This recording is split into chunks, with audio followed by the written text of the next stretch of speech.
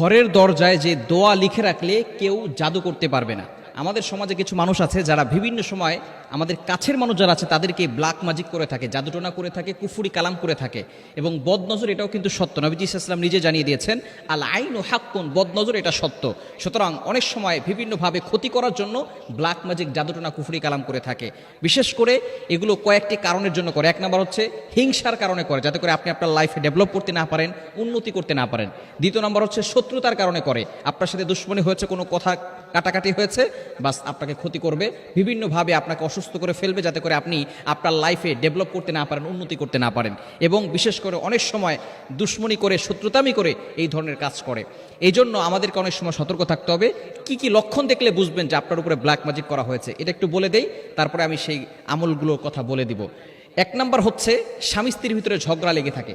দেখবেন স্বামী স্ত্রীকে দেখতে পারে না, স্ত্রী স্বামীকে দেখতে পারে না, অলওয়েজ ঝগড়া লেগেই থাকে, একজন আরেকজনের কথা সহ্য হয় না, সন্তান পিতামাতার কথা শুনতে পারে না, পিতামাতার কথা সন্তান শুনতে পারে না, বিভিন্ন ধরনের অসহ্য ফিল হওয়া এবং বিভিন্ন সময় অসুস্থ হয়ে থাকা। দুই নাম্বার হচ্ছে একের পর এক অসুস্থতা আছে, একবার মা অসুস্থ হয়ে যায়, একবার বাবা অসুস্থ হয়ে যায়, আর মার সবসময় অসুস্থতা লেগেই থাকে।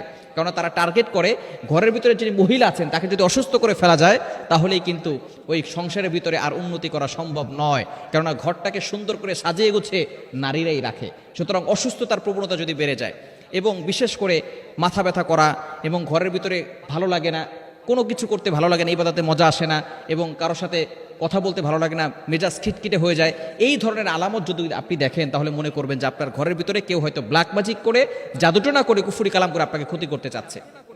এজন্য আপনার ঘরের দরজায় এই আয়াতগুলো লিখে সেখানে টানিয়ে রাখবেন। বিশেষ করে ঘরের ভিতরে এগুলো টানিয়ে রাখবেন, অথবা এগুলোকে কাগজটাকে ভালো করে লেখার পরে সে কাগজটাকে ভালো করে পেঁচিয়ে তারপরে সেখানে কোনো জায়গায় রেখে দিবেন।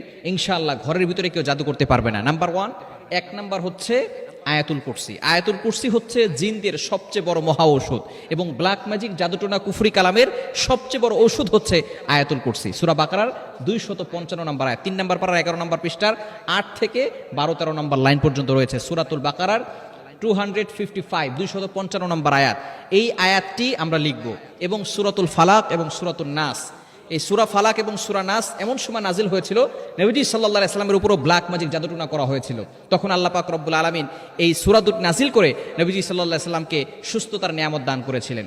সুতরাং আয়াতুল কুরসি লিখব এবং সূরা ফালাক, সূরা নাস, সূরা ইখলাস লিখতে পারেন এবং সূরা বাকারার শেষ দুইটি আয়াত, এগুলো যদি আপনি লিখে আপনার ঘরের দরজার আশেপাশে রাখতে পারেন, ইনশাআল্লাহ কেউ আপনার ঘরের ভিতরে ব্ল্যাক ম্যাজিক ঢুকাতে পারবে না, ঢুকালেও তাদের কোনো কাজে সফলতা অর্জন করতে পারবে না। এবং অবশ্যই যদি এই ধরনের কোনো সমস্যা হয়ে থাকে তাহলে আমরা 5 ওয়াক্ত নামাজ মাস্ট বি পড়ব, ঘরের ভিতরে অপবিত্র কোনো জিনিস রাখবো না, মূর্তি, এরপরে বিভিন্ন ধরনের পুতুল, এরপরে কোনো ছবি টানিয়ে রাখবো না এবং বিশেষ করে টিভি, টেলিভিশন এগুলো চালানো যাবে না, হারাম গানগুলো এগুলো শোনা যাবে না। ঘরের ভিতরে কোরআন তেলাওয়াতটাকে বাড়িয়ে দিতে হবে। বিশেষ করে ফজর